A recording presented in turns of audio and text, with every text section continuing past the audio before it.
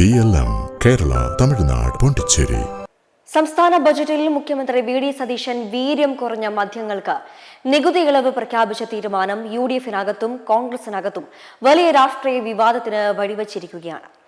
Excise വകുപ്പിന്റെ മുൻകൂർ ആലോചനകളില്ലാതെയായിരുന്നു പ്രഖ്യാപനമെന്ന ആരോപണത്തിനിടെ മുതിർന്ന നേതാക്കളായ VM സുധീരൻ, KC വേണുഗോപാൽ, രമേശ് ചെന്നിത്തല എന്നിവർ പരസ്യമായി അതൃപ്തി അറിയിച്ചതോടെ വിഷയത്തിലെ ഭിന്നത മറനീക്കി പുറത്തു വന്നിരിക്കുകയാണ്. ഇപ്പോഴിതാ AICC ജനറൽ സെക്രട്ടറി KC വേണുഗോപാലും ആഭ്യന്തരമന്ത്രി രമേശ് ചെന്നിത്തലയും തീരുമാനത്തിൽ അതൃപ്തി പരസ്യമാക്കി രംഗത്തെത്തിയിരിക്കുകയാണ്. UDF മദ്യനയം തീരുമാനിക്കുന്നതിന് മുൻപേ ഇത്തരത്തിലൊരു നടപടി മുഖ്യമന്ത്രി ഏകപക്ഷീയമായി കൈക്കൊണ്ടതിൽ മറ്റു മന്ത്രിമാർക്കിടയിലും അതൃപ്തിയുണ്ട്. ഈ ഭിന്നതയാണ് ഇപ്പോൾ മറനീക്കി പുറത്തു വന്നിരിക്കുന്നത്. മദ്യനയത്തിന്റെ കാര്യത്തിൽ ഉൾപ്പെടെ ഉയർന്ന ആശങ്കകൾ ദൂരീകരിക്കേണ്ട ഉത്തരവാദിത്തം സംസ്ഥാന സർക്കാരിനുണ്ടെന്ന് KC വേണുഗോപാൽ പറഞ്ഞു. സർക്കാർ എടുക്കുന്ന നടപടികളിൽ ആർക്കെങ്കിലും പ്രയാസമുണ്ടെങ്കിൽ പാർട്ടി തലത്തിൽ ചർച്ച ചെയ്യുമെന്നും അദ്ദേഹം പറഞ്ഞു. അതേസമയം UDF-ന്റെ മദ്യനയം വരാൻ പോകുന്നേയുള്ളൂവെന്ന് രമേശ് ചെന്നിത്തല പ്രതികരിച്ചു. നികുതി സംബന്ധിച്ച കാര്യങ്ങളിൽ ചർച്ച ചെയ്ത് മാറ്റം വേണമെങ്കിൽ വരുത്തുമെന്നും അദ്ദേഹം പറഞ്ഞു. നികുതി നിശ്ചയിച്ചത് മുഖ്യമന്ത്രിയാണെന്നും അദ്ദേഹം പറഞ്ഞു. അതിനിടെ ബജറ്റ് പ്രഖ്യാപനത്തിൽ എക്സൈസ് മന്ത്രി M. ലിജുവും എക്സൈസ് കമ്മീഷണറും തമ്മിൽ കൂടിക്കാഴ്ച നടത്തി. ഇന്ന് മുഖ്യമന്ത്രിയുമായും ലിജു കൂടിക്കാഴ്ച നടത്തും. വകുപ്പ് മന്ത്രി അറിയാതെ വീര്യം കുറഞ്ഞ മദ്യത്തിന് നികുതി ഏർപ്പെടുത്തിയതിൽ പ്രതിഷേധം അറിയിക്കാനാണ് ലിജു മുഖ്യമന്ത്രിയെ കാണുന്നത്. നേരത്തെ LDF സർക്കാർ വീര്യം കുറഞ്ഞ മദ്യം കേരളത്തിൽ നിർമ്മിക്കുന്നത് സംബന്ധിച്ച് ചർച്ച നടത്തിയിരുന്നെങ്കിലും പിന്നീട് പദ്ധതി ഉപേക്ഷിച്ചു. ഇതാണിപ്പോൾ UDF സർക്കാർ നടപ്പിലാക്കുന്നത്. ബജറ്റിൽ തന്നെ ഇത് സംബന്ധിച്ച പ്രഖ്യാപനം വന്നതോടെ UDF കേന്ദ്രങ്ങളിലും ഇത് ഞെട്ടലുണ്ടാക്കിയിട്ടുണ്ട്.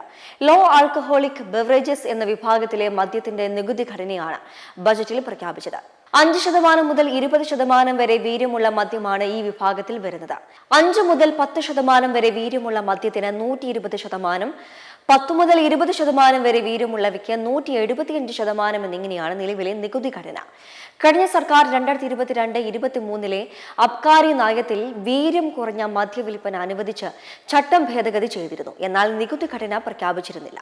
പല കമ്പനികളും വീര്യം കുറഞ്ഞ മദ്യം വിൽക്കാനായി നികുതി ഘടനാ പരിഷ്കരണത്തിന് കഴിഞ്ഞ സർക്കാരിനെ സമീപിച്ചിരുന്നെങ്കിലും വരുമാന നഷ്ടം ചൂണ്ടിക്കാട്ടി സർക്കാർ അത് സ്വീകരിച്ചിരുന്നില്ല. അക്കാലത്ത് പ്രതിപക്ഷവും ഇതിനെ എതിർത്തിരുന്നു. ഇതിൽ അഴിമതിയുണ്ട് എന്നായിരുന്നു അന്നത്തെ പ്രതിപക്ഷ നേതാവായിരുന്ന VD സതീശൻ ആരോപിച്ചിരുന്നത്. ഇതാണ് ബജറ്റിൽ കൂടിയാലോചനകൾ പോലുമില്ലാതെ അദ്ദേഹം തന്നെ പ്രഖ്യാപിച്ചിരിക്കുന്നത് എന്നാണ് പ്രതിപക്ഷം ഇപ്പോൾ ചൂണ്ടിക്കാട്ടുന്നത്. അതേസമയം മുസ്ലിം ലീഗിനും ഈ വിഷയത്തിൽ എതിർപ്പുണ്ട്. സർക്കാർ തീരുമാനത്തിനെതിരെ സാമുദായിക സംഘടനകളും മതനേതാക്കളും രംഗത്തെത്തിയിട്ടുണ്ട്.